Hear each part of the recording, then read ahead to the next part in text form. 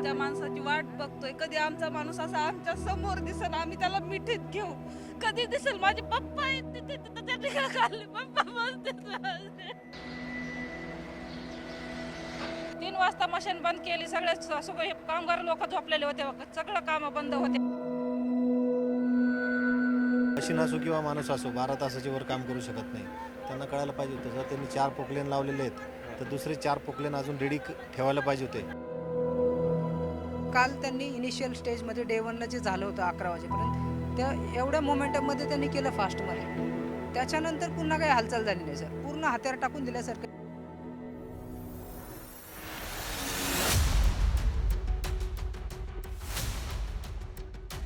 कचऱ्याचा महाकाय डोंगर कोसळून मोशीतील ग्रीन वेस्ट एनर्जी इमारत कोसळून आता 2 दिवस उलटल्यात.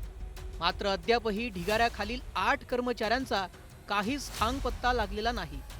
इमारतीच्या गेटजवळ त्यांचे कुटुंबीय, मित्रपरिवार डोळे लावून बसलेत, पण त्यांचा माणूस काही बाहेर येत नाही. काल त्यांनी इनिशियल स्टेजमध्ये डे 1ला जे झालं होतं 11 वाजेपर्यंत, त्या एवढ्या मोमेंटममध्ये त्यांनी केलं फास्टमध्ये. त्याच्यानंतर पुन्हा काही हालचाल झाली नाही सर. पूर्ण हात्यार टाकून दिल्यासारखं. एकदम NDRF, तुमचे अग्निशमन दल, आयुक्त सगळेजण येतात, फक्त मीडियावरती बोलतात. फिजिकल वर्क 0 आहे. 2 JCB वरती, 1 JCB खाली चालतो, 1 JCB वर चालतो. दर 2 तासांनी ती मशीन गरम होते, ते बंद आराम करतात. या ढिगाऱ्याखाली अडकलेल्यांच्या सुटकेसाठी सर्व उपलब्ध यंत्रणा पूर्ण क्षमतेनं राबवण्याची मागणी आता केली जाते. मोशीतील या दुर्घटनेकडे मंत्री, आमदार, नगरसेवक अशा सगळ्यांनीच पाठ फिरवल्याचा आरोप या अडकलेल्या कर्मचाऱ्यांच्या नातेवाईकांनी केलाय. मदत आणि पुनर्वसन मंत्री गिरीश महाजन यांनी दुर्घटनेच्या दिवशी संध्याकाळी आणि रात्री अशा 2 वेळा घटनास्थळी भेट देऊन बचाव कार्याची माहिती घेतली. मात्र त्यानंतर ते तिकडे फिरकले नाही. पालकमंत्री सुनेत्रा पवार यांनी बचाव कार्याचा आढावा घेत संबंधित अधिकाऱ्यांना सूचना दिल्या. मात्र प्रत्यक्ष दुर्घटनास्थळी त्या एकदाही आलेल्या नाहीत. स्थानिक खासदार अमोल कोल्हे यांनी एकदाही दुर्घटनास्थळाला भेट दिलेली नाही. भाजपचे स्थानिक आमदार महेश लांडगे दुर्घटनेच्या दिवशी एकदाच घटनास्थळी आले, त्यानंतर त्यांनी इथं हजेरी लावलेली नाही. मणक्याचं दुखणं बळावल्यामुळे काही दिवस प्रवासावर मर्यादा आहेत, पण या संपूर्ण दुर्घटनेचा मी सातत्यानं फॉलोअप घेतोय. माननीय आयुक्तांनी सांगितलं की फार मोठ्या प्रमाणावर पाऊस झाला. मग अशा मोठ्या प्रमाणावर पाऊस झाला तर धोका निर्माण होऊ शकतो याची कल्पना ही प्रशासनाला होती का? याचबरोबरीनं महापालिकेचे जे शहर अभियंता आहेत, जे पर्यावरण विभाग बघतात, यांची नैतिक जबाबदारी निश्चित ही होणं गरजेचं आहे. सदोष मनुष्यवधाचा गुन्हा सदर अधिकाऱ्यांवर हा व्हायलाच हवा.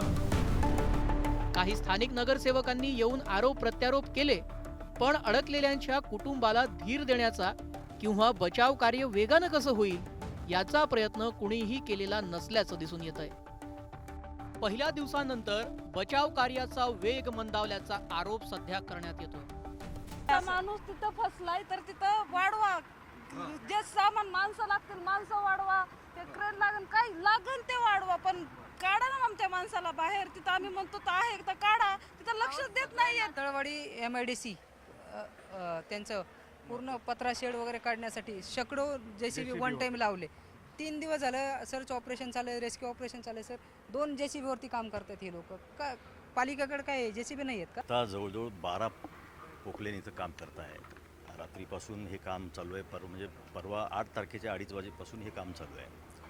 या कामाचे विविध टप्पे आहेत. तर हे सर्व NDRFचा हा त्यांचा एक्सपर्टीज आहे. त्याप्रमाणे NDRF, आर्मी यांनी एकत्र मिळून ते निर्णय घेऊन त्याप्रमाणे ते केलेलं आहे. वंचित आघाडीचे नेते प्रकाश आंबेडकर यांनी घटनास्थळी भेट दिली. त्यावेळी या कुटुंबियांनी त्यांच्याकडे आपलं गाऱ्हाणं मांडलं. कशातच काय नाही. आता 2 दिवस झाला आम्ही म्हणतो, कालपासून म्हणतो की मशिनरी लावा खाली. इथं माणसं खाली ढिगाऱ्या खाली आहे का? कोणीच ऐकाय ना. धुवा म्हणतात नुसतं लावायचं चालू आहे. काय रात्री 3 वाजल्यापासून काम बंद ठेवलेलं. कशासाठी ठेवलं होतं काय नाही. आम्ही जेव्हा 6 वाजता बोललो तेव्हा ते चालू केलं. ते कॉन्ट्रॅक्टर गुन्हेगार आहेच त्याच्यामध्ये. त्या कॉन्ट्रॅक्टरवरती गुन्हे दाखल होणारच. हे बिल्डिंग बांधायला ज्यांनी परवानगी दिली ते त्यांचे महानगरपालिकेचे अधिकारी ती येणार का? त्यांनी असं एन्व्हायरमेंटच्या ह्याच्यामध्ये तुम्ही हे जेव्हा ठेवता तेव्हा तुम्हाला तिथे माणसं राहतील अशी व्यवस्था नाही आहे. हे युद्ध पातळीवरती केलं पाहिजे होतं. बायांना आतापर्यंत बॉडीज काढल्या पाहिजे होत्या त्या सगळ्या याच्यामध्ये. इमारतीच्या ढिगाऱ्याखालून गुरुवारी सकाळपर्यंत 9 जणांची सुटका करण्यात आली होती. यात आनंद इंगळे यांचाही समावेश आहे. तब्बल 9 तास ढिगाऱ्याखाली अडकलेल्या इंगळे यांना जिवंत बाहेर पडू शकणार नाही असं वाटलं आणि त्यांनी एक शेवटचा सेल्फी काढून कुटुंबियांना पाठवला होता. पण त्यांची सुखरूप सुटका करण्यात आली.